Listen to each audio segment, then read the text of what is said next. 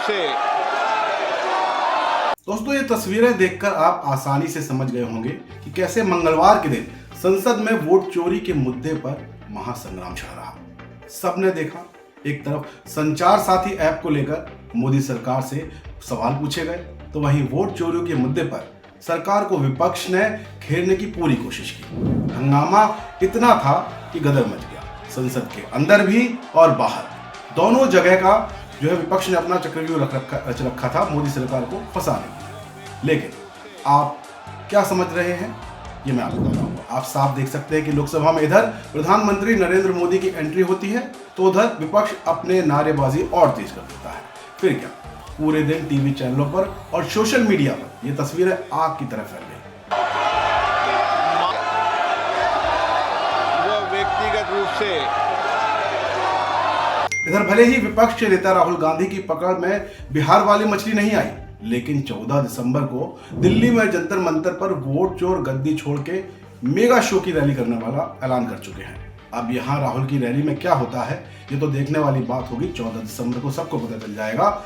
और ये आपको पता ही है कि चुनाव आयोग और बीजेपी की साठगांठ का आरोप विपक्ष लगातार मोदी सरकार पर लगा रहा है। उसका कहना है कि वोट चोरी के जरिए सरकार जीत रही है।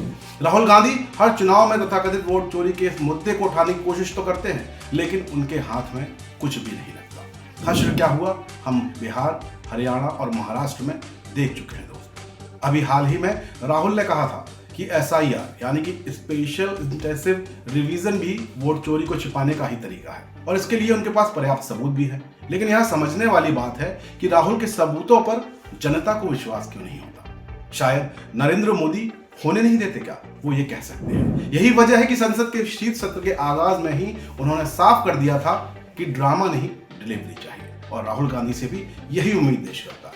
राहुल गांधी शायद इसे पकड़ नहीं पाए और कर्नाटक के खेल ने एक बार फिर यह साबित कर दिया कि कांग्रेसियों की सरकार में ही लोग सीएम की कुर्सी के लिए लड़ रहे हैं। मतलब अंदरूनी कलह कितनी है। ये मैसेज जनता के पास गया। जैसे तैसे एक राज्य में कांग्रेस अपने बलबूते पर सरकार बनाई थी, वहीं अब एक ऐसी चुंगारी उठी जो सीएम की कुर्सी तक पहुंच रही है। हालांकि डैमेज कंट्रोल को दिखाने की कोशिश की गई, ये मैसेज दिया गया जनता को, लेकिन जनता के दिमाग पर यह कितना असरदार साबित होगा इसका फैसला वक्त करेगा। अभी आप इसका अंदाजा भी नहीं लगा सकते। और फिलहाल सीधी बात यह है कि सबकी निगाहें संसद पर टिकी हुई है, जहां मोदी सरकार अपने 15 अहम बिलों को लेकर बैठी हुई है। लेकिन आगाज बता रहा है कि अंजाम कैसा होगा, क्योंकि विपक्ष के तेवर काम के मूड में नहीं लग रहे। बाकी पैसा तो जनता का है, वो लुट रहा है। ये कोई पहली बार नहीं है, ये तस्वीरें भी पहली बार नहीं है। बाकी आप दिमाग से तय करिए या गूगल से कि संसद चलने में किसका फायदा है। और हाँ, यहाँ चैनल को लाइक और सब्सक्राइब करना ना भूलें दोस्तों, क्योंकि हम उठाते हैं आपकी आवाज। बाकी जाते जाते संसद में मंगल को वोट चोरी वाला महासंग्राम देखते हुए जाइएगा। जय हिंद, जय भारत। श्री राधे। देश के राष्ट्रपिता महात्मा गांधी ने कहा था कि असली भारत हमारे गांव में है। हमारी पूरी टीम की यही कोशिश है कि गांव के हर रंग को हम आप तक पहुंचा सकें।